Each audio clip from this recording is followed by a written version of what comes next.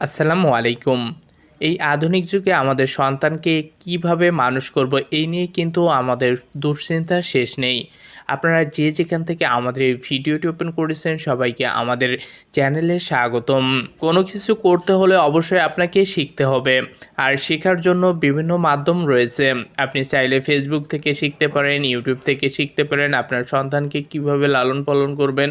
কিন্তু যে মূল প্রক্রিয়া বা পরিবর্তনটা আসে সেটা হলো বইয়ের মাধ্যমে।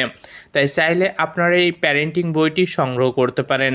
এর মাধ্যমে আপনি আপনার সন্তানকে কিভাবে লালন পালন করবেন, গর্ভ অবস্থায় আপনার করণীয় কী, অর্থাৎ যাবতীয় যে সমস্যাগুলো কোরআন ও হাদিসের আলোকেই কিন্তু এখানে বিস্তারিতভাবে ব্যাখ্যা করা হয়েছে।